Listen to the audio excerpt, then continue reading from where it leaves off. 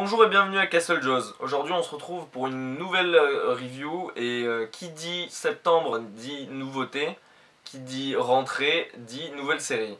Qui dit études dit travail, qui dit taf je te dis les thunes. Ouais non, on va se calmer direct parce que c'est la rentrée, hein.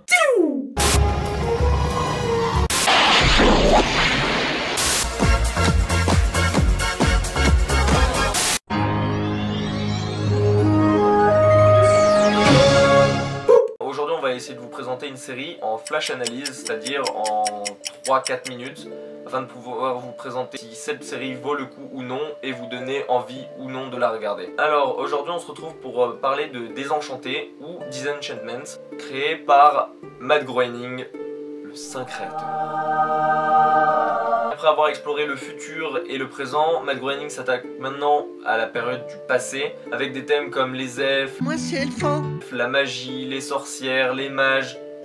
Je vous ai déjà parlé des elfes?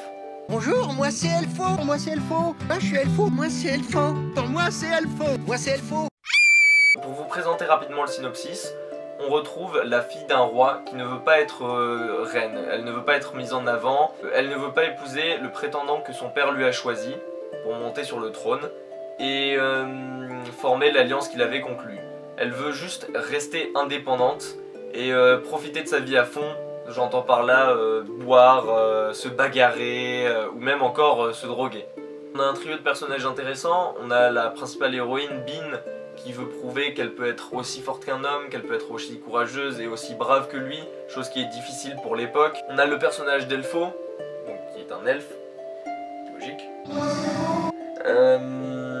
qui peut représenter un peu l'ange qui est présent sur l'épaule et qui contre le démon, et le démon lui il s'appelle Lucie. Ouvre les portes Enfin, ouvre ton cadeau.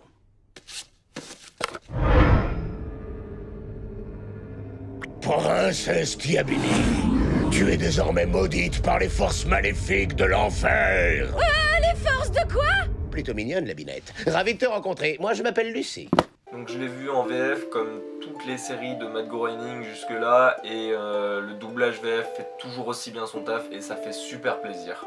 Côté un petit peu point négatif, on a des épisodes qui vont pas forcément au bout de ce qu'ils essayent de nous montrer, ou alors même un peu côté humour, c'est assez maladroit et assez insistant par moment, et c'est pas assez fluide comme par exemple l'humour qu'on retrouverait chez les Simpsons ou chez Futurama. La nouvelle doit vous bouleverser, en particulier Bender. Comme on dit, la vie continue.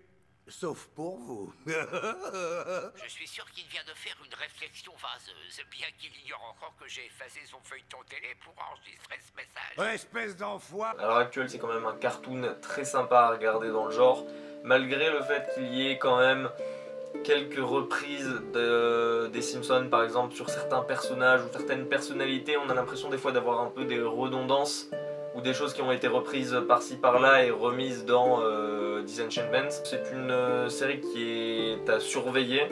J'attends de cette série plus de personnalité et d'avoir un peu plus son propre registre à elle afin de se démarquer des autres par la suite. Je vais donc attribuer à Désenchanté un petit 8 sur 10. Je précise un truc. Parmi tout ce que vous avez pu lire sur cette série, beaucoup critiquent et disent mais c'est pas aussi bien que Simpsons, c'est pas aussi bien que Futurama. Mais je rappelle que les Simpsons et Futurama, lors de leur première saison, c'était pas la meilleure saison du monde non plus. C'était cool, c'était sympa à regarder, mais ça s'est amélioré par la suite. Il faut donner sa chance à Disenchantment et il faut pas fermer les portes à cette série parce qu'il y a un gros potentiel derrière. Donc j'espère que ça vous donnera envie de la regarder. Et je vous souhaite à tous une très bonne rentrée et on se retrouve très bientôt dans Castle Jaws. Bye bye.